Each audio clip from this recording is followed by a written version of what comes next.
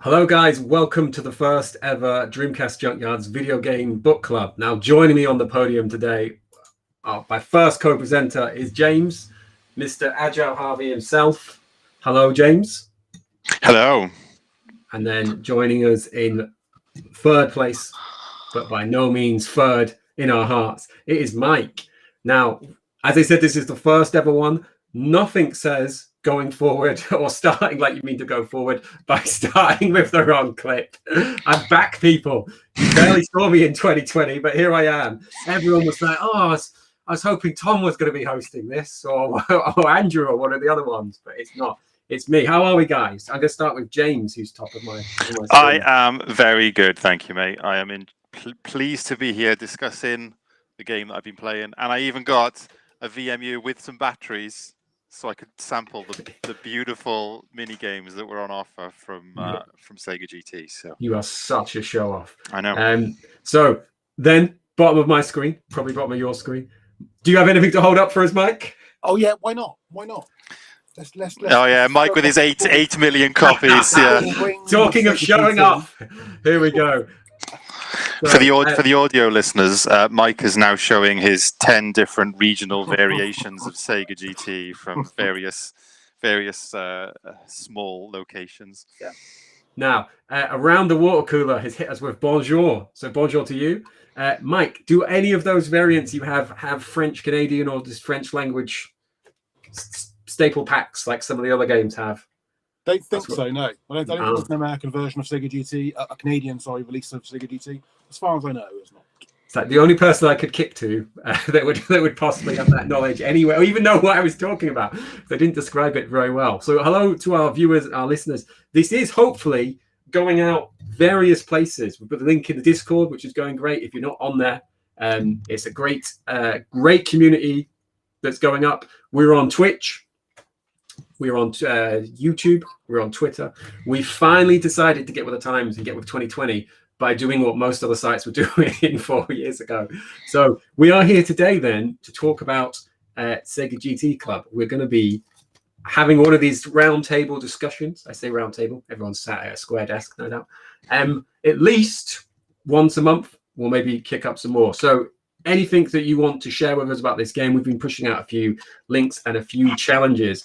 Now, first thing I'm going to start with, question will go James and Mike in that order.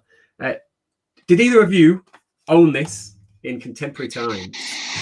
First of all, did you mean to call it Sega GT Club that time? Because you just I don't know. If only everyone else was in on this joke. Some people may have seen the very original art for this was like GT Club. And then people were like, James was like, did you mean to call it GT Club? Is it like, because it's Sega GT and it's a book club? And I was like, oh, balls. And then the people were like, why have you called it that? I was like, because of the arcade game. And people were like, do you mean GTI Club? It's like, yes, I did. I did mean I did. I was confusing the two. So, I did own this game back in the day. I think my fascination with anything I can race on a computer game is well known by now, especially on Dreamcast. So Sega GT was a game that I owned back in the day, and I think that I thought at the time it was massively underrated, but my thoughts have changed on that over the years, which I'm sure we'll get into today. But yes, I did own it back in the day. and Mike, saw you nodding your head. No, I didn't. I didn't own it back in the day. No, so I think I really wanted Gran Turismo back in sort of this time period. I didn't have a PlayStation, and I think MSR for me was the game which took over my racing fascination. So I never really dealt with Sega GT. I think I've actually heard of it until about probably 2005, 2006 when I started collecting. So wasn't really on my radar at all. Okay, and we probably won't touch on this too much. I'm just going to try and put a comment up. First time played it with this week. Well done, Harvey. You are first. And you can't actually post that like it's YouTube, but no one can take that away from you. That's yours forever. I had either this for the original Xbox or this one that I don't think did come with a box, but this came with one of my original Xboxes. So I had one of those versions, and it was only recently that I was like, oh, there's a version of that was on the Dreamcast. So but so far, I've been a huge fan. Now, let's click this question to James. So from Harvey Jones. Sounds like a department store. Classy, I like it. Very keen, maybe I shouldn't so early. Very keen to hear what it was like compared to its competitors at the time. So James, this is very much a question for you. Yeah, How did this rate to you? So at the time, I remember I was a huge Dreamcast Sega fanboy. And so despite being a huge racing fan and by proxy owning almost every good racing game that came out, including Gran Turismo, which set the bar for many, many years to come, I was, I think, in denial at the time when this came out because I was taken aback by all the beautiful visuals and how good the game looked and all the different cars. And obviously it's better than Gran Turismo on the PlayStation because it looks so much better. So my personal view on the game back then, I mean, in reviews, in magazines and the like at the time, it was sort of scoring 6s, 7s. It was kind of that, yeah, it's okay, but there's not much depth to it. And I was basically having none of it. And basically wanted it to be the Gran Turismo that was available on Dreamcast. And whilst the game had a lot of good things, which, as again, I'm sure we're going to discuss, I think if you reread a lot of those reviews now, it's very clear that that it was pretty shallow compared to the likes of Gran Turismo. But I mean, I think that's fair of almost any other racing game that was released and tried to sort of follow the mold of. Look at that! As if by magic, you found a review that totally contradicts what I just said. I am here to please and entertain. Well, I never read that magazine, which looks like the US Dreamcast. It is the US magazine. Let me get my order back. So yeah, I think ultimately it came out at a time where anyone and everyone wanted to copy the Sega the Gran Turismo mold, if you like. There was GT64 on the N64, this one on Dreamcast, and I think there's no secret in the fact that Gran Turismo pushed the barriers, what's the word I'm looking for? Push the boundaries on a racing game, not just forward, but so far forward compared to what we were used to back in the day. Anything else just kind of fell a little bit short. So yeah, whilst it was definitely a really enjoyable game for me back then, and I was certainly campaigning for it, it's clear to see why people thought it was a bit less than a system seller. Right, before we do a bit of a roundup review, I've done this man an injustice, Carl. He is actually on YouTube and he has posted I am the first. So Carl, first one here, got a nice front row seat. You have got a front row seat. Hopefully he hasn't stropped off when I said that other person was here first. And then it looks like Pizza Hotline 247. I don't know if that's a friend of yours or a bot, James, from Twitch. He's in the Discord. Come on, you've got to embrace with our Discord. So he's either a bot in the Discord as well, or it's a very clever bot that's viewing us on Discord and Twitch. So and then look, Loz has got your back. The official magazines always gave soft reviews. That is true. Hopefully, none of those reviewers are tuning in. I am pretty sure the UK Dreamcast magazine was. I think that the UK magazine was notoriously stingy on reviews, and I'm pretty sure they gave. Mike will probably correct me now, but I'm pretty sure they gave it a 6 or a 7, something like that. Just looking it up now. Because I remember thinking they're so wrong. This is much better than Gran Turismo. Blah blah blah blah blah. So yeah. So if we have a look to your screen, you'll see Eurogamer gave this a 6, I believe. So they're backing up. Whoever Tom Bramwell is giving this a 6. Conclusion: a marred effort. It's the best appraisal one can give of Sega GT for all its achievements. There's always something to be disappointed about. And as a genre, and in a genre as tightly packed as this, one ought not to concern oneself with the likes of this. Steer well clear, at least until the powers that be opt for a sequel. A very well written. I don't know if byline is the right word, but I like that. So, Mike, coming to this much later, like myself, sure. What is it that you personally may like about the game, and where do you think it's let itself down? What are its shortcomings? I think it certainly has a sort of veneer of Gran Turismo-like depth and that sort of career mode, which I think Gran Turismo sort of revolutionised, didn't it? Brought to the table, something we've never seen before. I think it does that pretty averagely. I don't think it doesn't do it particularly badly, but doesn't do it particularly well. I think that's one of the things which I'm sure James agrees with me here. There's not many bad racing games on a Dreamcast. There's just average racing games. And Plenty, yeah. Sega GT is very much that for me. It's an average game. I think for me the biggest problem is the fact it's not the easiest game to get into. You don't start with great cars. You do have to struggle with some cars that are, to be nice, terrible. And I think it doesn't really give a great first impression, which is half the battle with any game, isn't it? Yeah, I was just trying to find some footage there, and I've not organised my video system well enough, but nothing summarises the point that you just said more than the conversation I had with James when I started playing this a few weeks back, where I was like, what car have you bought? Because I bought this car, the race starts, and everyone else steams away from me, and I actually changed controller, because I was like, is this trigger broke? I feel like everyone's 25 miles an hour faster than me. And I guess to be clear, that's not in its own right a bad thing. I think again the whole point of Gran Turismo was that you buy a jalopy from the secondhand junkyard and you tune it up, and ultimately you the whole point is that the depth of the game is what it relies on.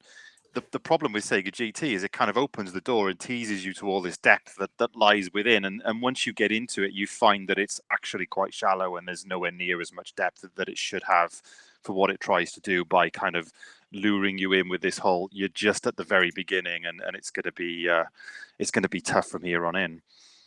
Yeah, so again, with Harvey, first guy I had was like driving a boot. Yeah. And then we had this quote we had up before. Graphically was great, had no lasting power though. So I did get really into this and I have been really enjoying this. I said to Mike before we went live, I've probably played this for well over 10 hours since we announced it was coming on, which might not sound like a lot in the grand scheme of things, but that's easily 80% of the gaming that I've done in this month. So I have really enjoyed it. Now, like you said, a huge part of this I only got into once I began to unlock the license events, and it was only when I began to get in some of the better cars that I really got into this. What though do you think of when you get to like the high end? I think it is the A class and above. I had only just unlocked that, and I'm going to try and get up some footage in a minute. It was like controlling a bathtub with those more powerful cars. Really struggling. Yeah, I mean, I'll answer this first. I think the one generic thing I would say is that I read so often, especially about older racing games. I read so many criticisms about how Racing Game X, the handling is terrible, and whilst that is true of some racing games, normally it's because people just don't spend enough time to get used to the handling of the game. I mean, things like Exhibition of Speed, Roadsters, they handle in a very different way than what Sega GT, Metropolis Racer would do, and everything else. And I'm not saying one's better than the other, even though one clearly is better than the other. But just like any other game, the cars in Sega GT have got a unique way of handling. And I think once you get used to what the oversteer, understeer is, and you kind of start to get a feel for it, that becomes less of an issue. I actually really like the progression. I thought, when you tune your car up, for example, you do feel the improvements that you're making are actually reflected in the game. Again, we're not talking iRacing simulation level here, but we are talking some changes that you do get the feedback for. On the car front, and apologies if you're going to come back to this, but one of the areas I did really like is part of the career mode where you can kind of build your own cars. You kind of, after you get to a certain point, and you can basically unlock a manufacturer, and you can kind of blueprint your own car from your own specifications from like a factory license, basically, which you actually need to do to enter certain races. Has to be original. I thought that was really cool. And yeah, so I think handling is perfectly fine. It's just a case of getting used to it. And obviously, like any game, I remember doing the same thing in Gran Turismo. You spend all your money tuning up the engine without realizing that more power means you've got to do your brakes up and adjust your suspension and everything. Otherwise, you're going to end up in a wall. So yeah, there's plenty of things to look at from that perspective. So just for the audience, I've just disappeared. This is when I started to get into the game. I've turned the clip off now because I've got my audio set at deafening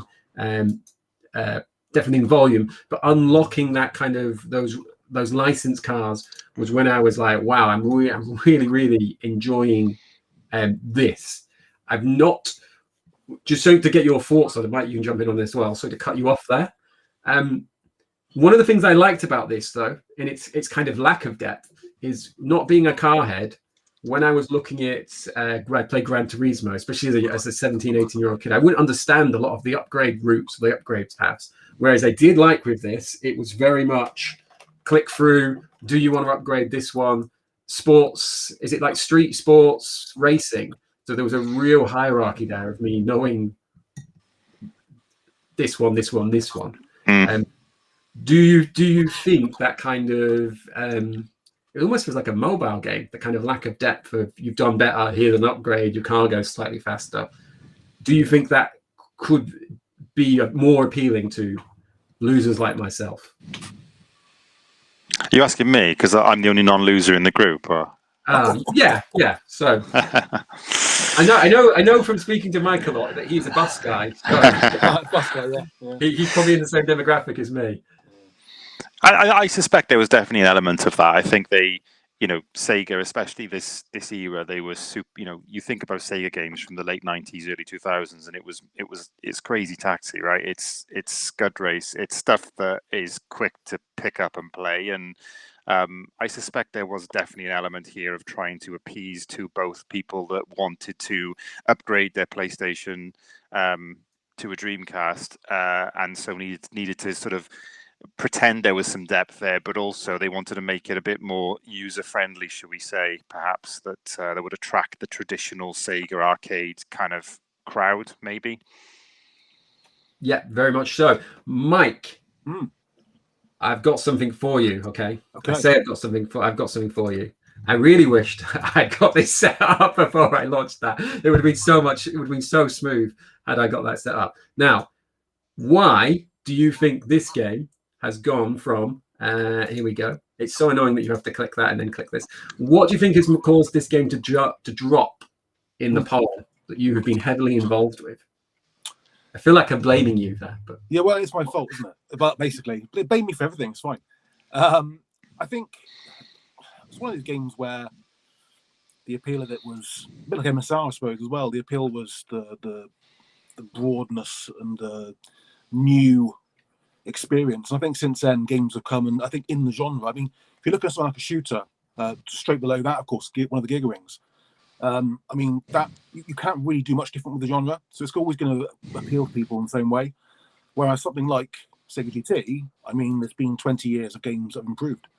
So I think it's always going to go, the longer we do the Dreamcast Junkyard and the more polls we do, I think games like Sega GT will probably drop each time, because it's one of those games, and MSR as well, all those kind of games, they're going to drop down because of the fact that we now know how games in that genre can play. Something like Giga Wing, like Mars Matrix, those kind of games will always stay high because of the fact that they're still at the pinnacle of the genre. Sega GT, well, it was never at the pinnacle of the genre, but it's certainly at the pinnacle. It's also fair to say it's definitely not a first-party title that is synonymous with Dreamcast. I mean, Right. you speak, you talk to people about Dreamcast and even racing games. You talk about racing or driving games, and to the average person, what's going to roll off your tongue first? Crazy Taxi, MSR, things like that. It's not Sega GT Club. Sega GT. Sega GT is just not one of those games that you think, oh yeah, I remember that. That was on the Dreamcast, And I think even people that were heavily into Dreamcast at the time, for a first party, big deal title, it's not a Sega Rally, it's not a Daytona, it's not something else that kind of came out around that time. And I just think in many ways, I think it was lost in time. It never really got the publicity at the time, and subsequently has never been something at the top of.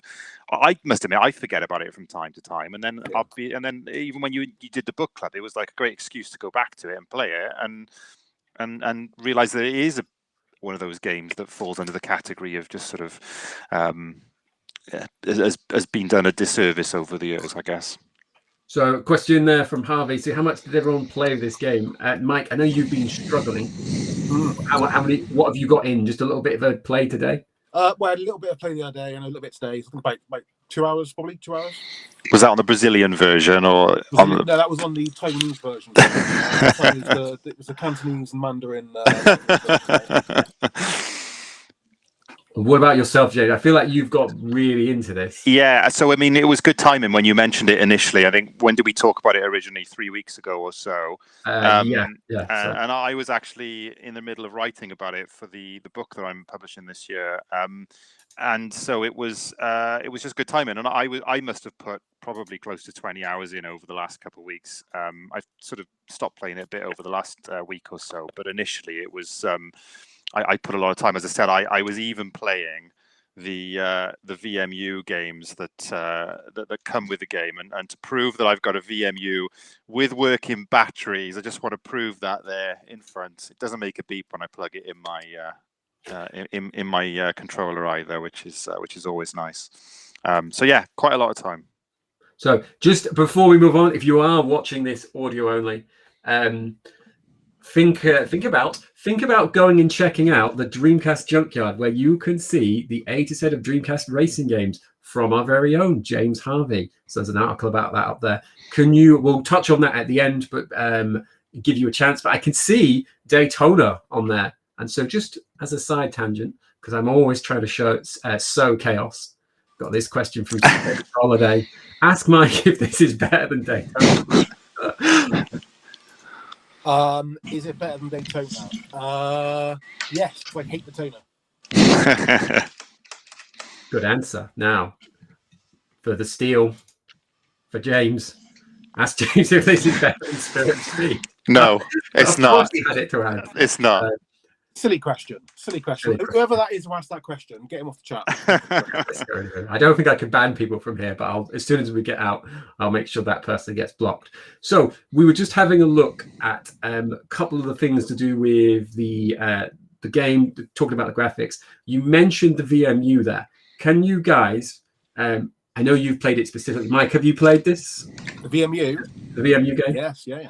Right, guys, let's hear your thoughts. I'm going to pretend and sit back to be the host and let you guys speak, which is my way of saying I didn't actually get any batteries to give this a try.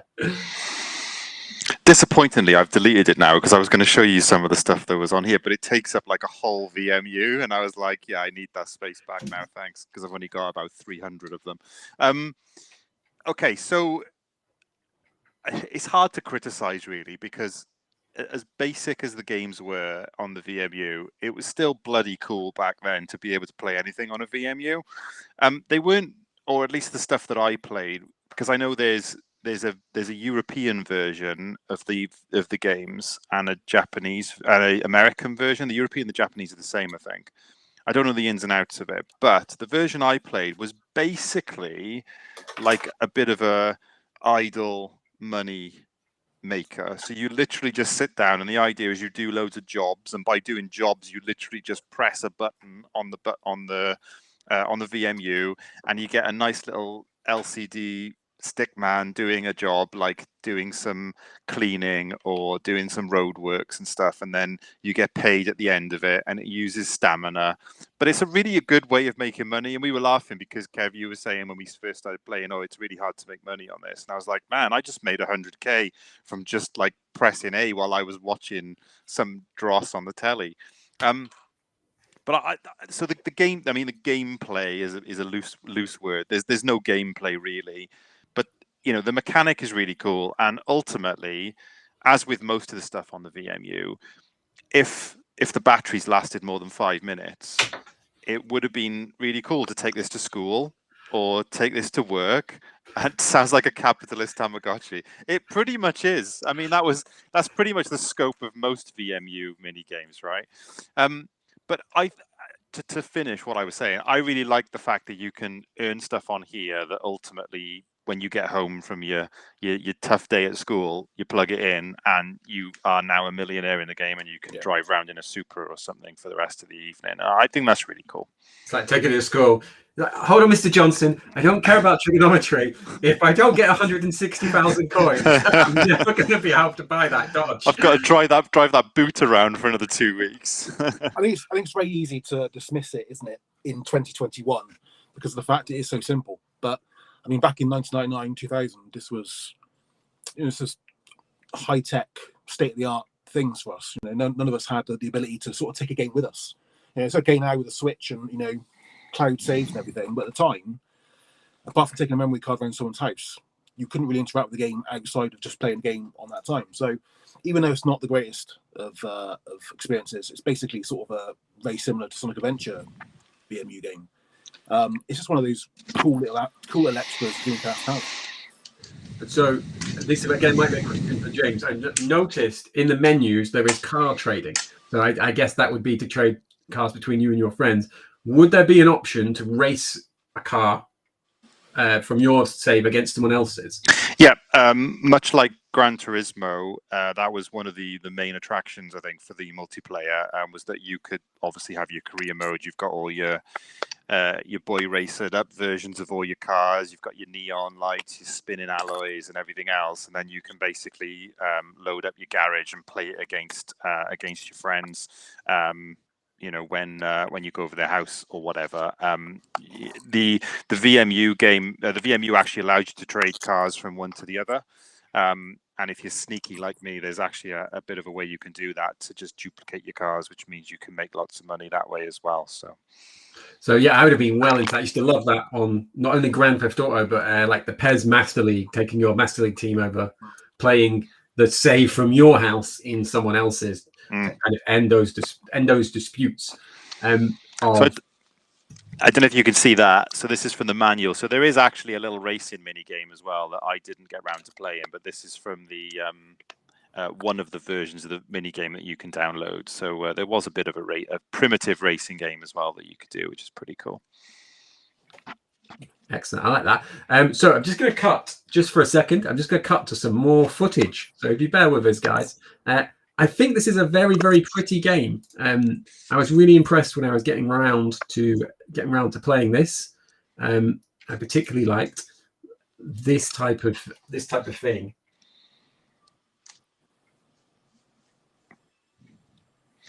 Kev, we have a still video. Oh, there we go. I was going to say, Kev, we have a still video. So I love the way that each course opens up with one of these nice kind of cinematics. And I've lost the comment now. But someone said somewhere about loving the music. Obviously, it's not the... there we go. So, look great. Love the music too. It's not your licensed tracks. Talking of licensed tracks as well, I think that was a big disappointment for me that there was no sort of official tracks in there. And I know, again, the original Gran Turismo didn't either. But there was the fantasy tracks in this are just a little bit uninspiring for me. I thought that was one major disappointing element of the game. Even though they looked good, I don't think there was a huge amount of thought that went into the track design and so forth in the actual game. I think as well, you've got to bear in mind as well, just what James just said, is the fact that when Gran Turismo came out on the PS1, it was revolutionary, wasn't it? We had MSR. You know, MSR was in magazines since day one in Europe, I think. Yeah. Screenshots. I mean, this game doesn't really hold a candle to what MSR did, which was the next step of the revolution after Gran Turismo. So that's also, I think it's probably the first console where Gran Turismo was actually an old hat game. It wasn't really state of the art anymore. Now, here's a good comment. First comment as well, I believe, from Uber Disco. I really like that Sega GT had that in between Gran Turismo Sega Arcade racing physics, which is kind of like what we were talking about before, about why we like that. But question for Lewis, is that a McDonald's sponsor? Now, Mike, how much of the Japanese game did you play? Because speaking to Brian, one of our brothers in arms, some people may know from the Saturn Junkyard and from we had a few articles around. He has told me that the handling on the Japanese equivalent was very different. So was there any differences, or are you not?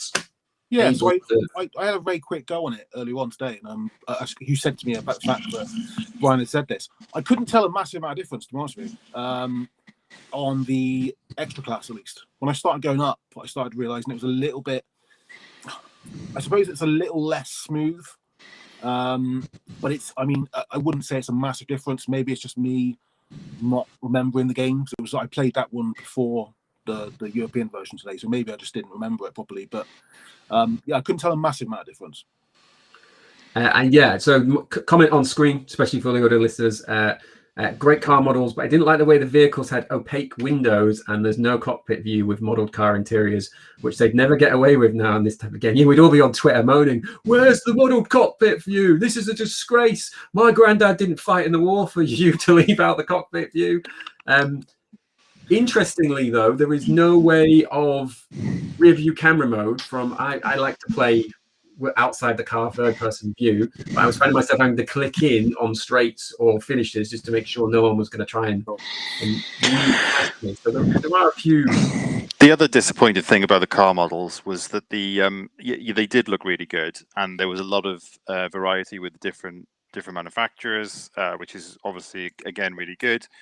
But it once again suffered from that again racing games of the era where there was no sort of visual damage that happened when you hit your cars against the wall. And this always sticks in my mind because at the time, everyone tried to convince you that the reason there was no damage in these games was because the manufacturers didn't want their cars to look all bashed up. And it was one of those things that you just believed. And it was like, yeah, that's definitely why there's no damage. And it was nothing to do with the technical limitations of the time. So that's just something that's always stuck with me as it was really annoying that they didn't do that because it does take away from the realism a little bit. Yeah, for sure. And then it's just thinking about then the modes that are in there. There always feels like there is one car who is just going to win, and then there is one car who's always going to lose. Normally, to begin with, that was me, but it didn't really feel like there was a race happening. Do you get what I mean with that? Mm-hmm. As a more of a sim manager, I'd find myself like careening into cars on corners and stuff like that, and then not really reacting. It kind of reminded me of Sega Rally in the sense that those were almost like slot cars, weren't they? That were just now. Let's go with this quote here. A bit harsh to compare MSR and Sega GT as they're completely different subgenres. Though, like GT on PS1, MSR was, in my opinion, the pioneer of another fresh take on racing. Are they different subgenres? I'm not qualified enough. I mean, that's a stretch, surely. I think what Michael and other people to know is I count Mario Kart as the most realistic racer because that's most like how I drive to work. Why are you hosting this podcast, Kev? Honestly, driving around, throwing banana skins out the window. I think it's fair to say that it is obviously, MSR is definitely a more arcade-y racer than what Sega GT set out to be. But I think critically, why it's fair to compare them is, if you're in the market for a racing game, you're going to buy one or the other, and I think that's the way you've got to look at these, and that's why they do end up getting direct comparisons. Because whilst Sega GT might be the best, most realistic racing game on the Dreamcast, it isn't. But let's say it might be. It doesn't mean that it's any better than or would take precedent over MSR, because MSR is just a far better, more enjoyable game.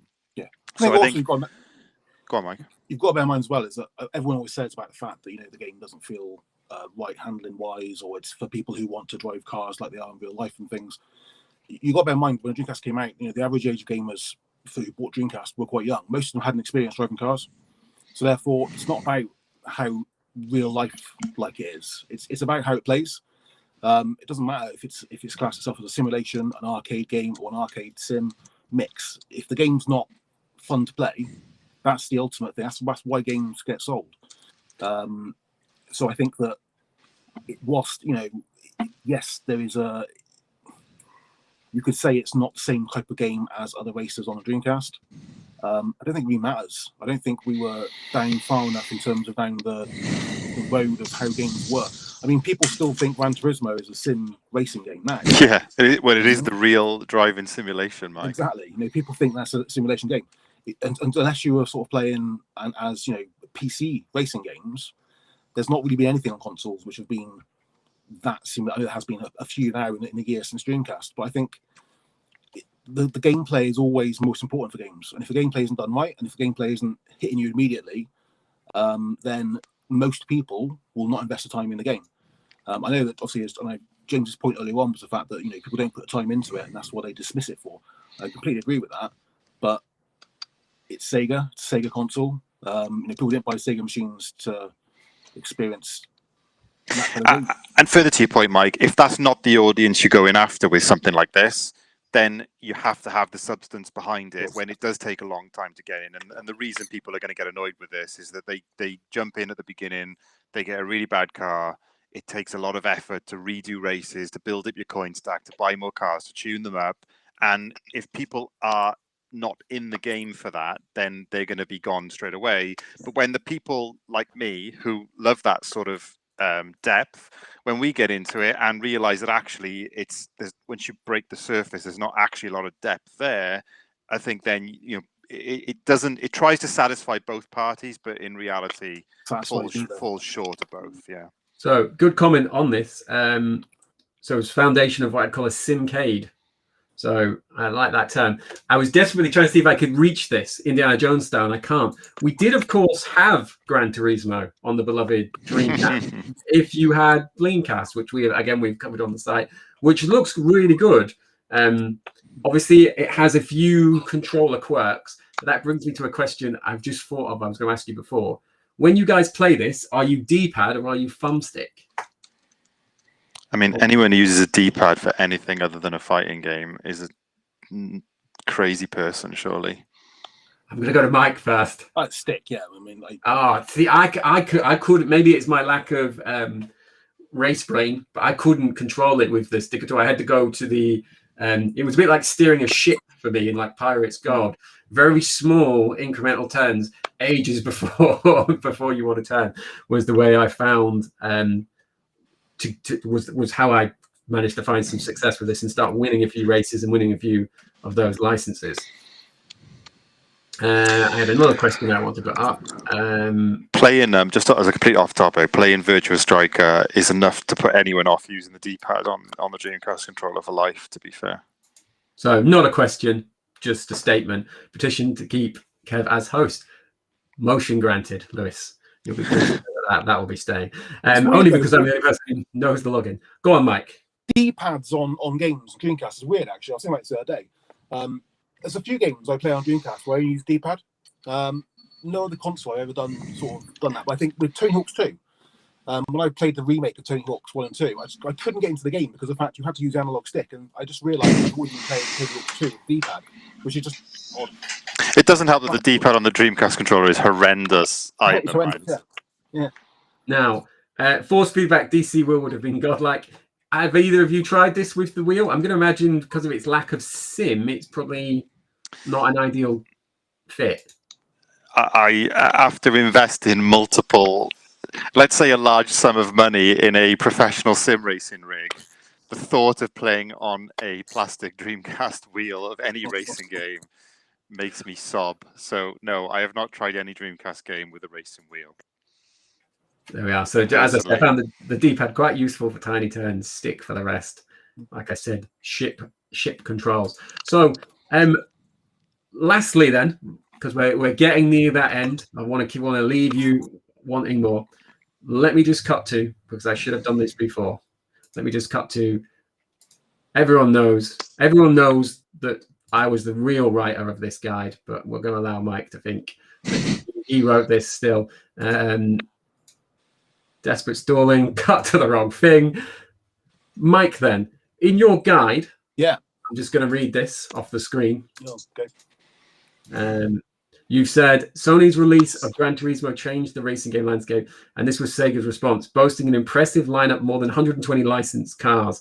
From those 120, I want you to give me your favorite. Oh, Kev. I don't know, is there Impreza? Is there an Impreza in there? There is an Impreza, yes. Yeah. Anyone who listens to mine and Tom's Valley podcast knows that my answer to every question, when the question is, what's your favourite car in the game, is the Impreza. I don't know if it's officially called the Subaru, is it? I think they might have a slightly different name. I might be getting myself confused here. But there definitely is the model in there. Yeah. James, do you have a favourite? I was a 16-year-old boy when this game came out and was obsessed with obtaining my own Honda Civic Type R, complete with neon lights and all the aforementioned Boy Racer add-ons that we discussed earlier on. So the opportunity to own a Civic Type R in the game was too much for a 16-year-old lad to resist. So and funny enough, in my second playthrough recently, it was also the first.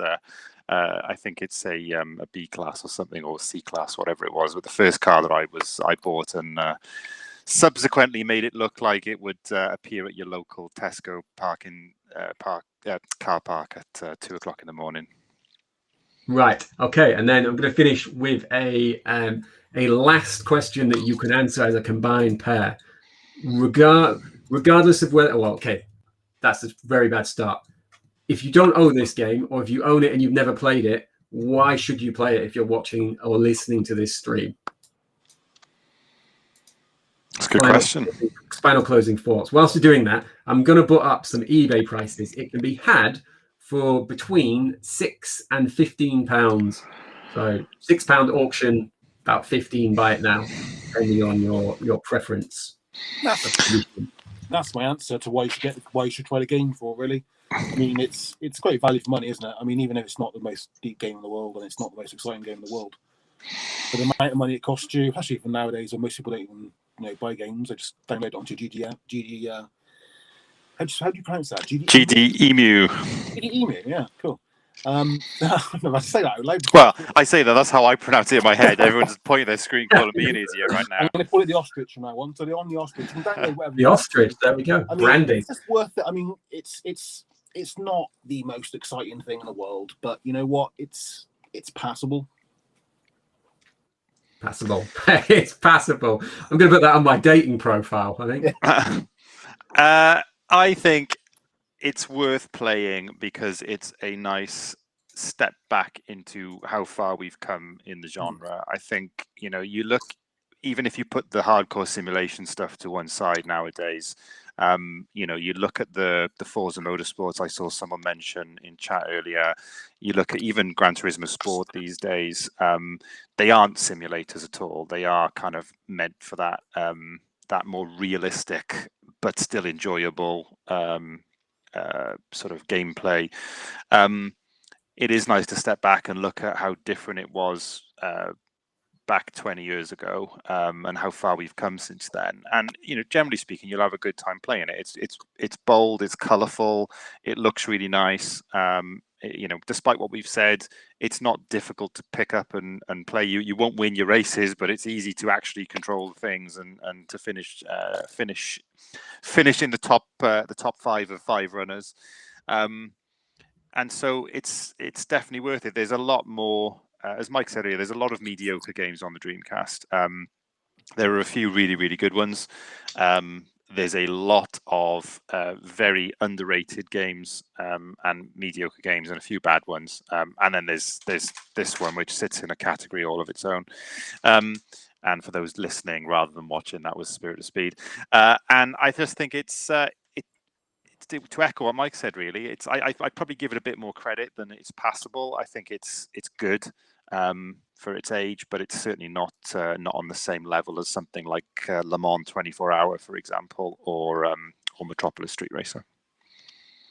Right, there we are. Then in closing, guys, I would say, despite not being a race head, I have really enjoyed my time with this. And I've also enjoyed my time here at the first ever Dreamcast Junkyard Video Game Book Club. So I'd like to thank Mike and James for jumping in and carrying the driving talk whilst I sit here and made jokes about Mario Kart and put a few chats up on screen. If you've enjoyed it, feel free to use this hashtag DCBC Dreamcast Book Club. Okay, we're talking about Sega GT. I wrote that note there just for me, guys, so I forget the actual name of the game, which is about 4 weeks. And then, like I said, if you would like to speak to any of these fine chaps, at Space Turnip for Mike on Twitter, and at the Agile Harvey for James Harvey, upcoming author, racehead, Miami Dolphins fan. So thank you very much, guys. I'm just going to play you out with what was one of my most enjoyable, I'm going to call it levels, which is going to show my my complete lack. Tracks, Kev. Tracks. That's what a level is called in a race game. Should we do a bit of an after show for anyone who's still in the chat? Maybe after we finish this one off. If the thing allows that, I'm sure we can. There's a demand for it. Look at that. Or we could take it over to Discord, guys, and look forward. Look for coming out in the next day. I'm going to set you a little Dreamcast Book Club challenge on Sega GT. Nailed it. I'm finally getting the hang of the name. So thank you very much, guys. And hopefully I'll see you around our channels and catch you at the next book club, which will be the final Thursday of next month, once I've figured out when that actually is. So thank you very much, gents, and enjoy.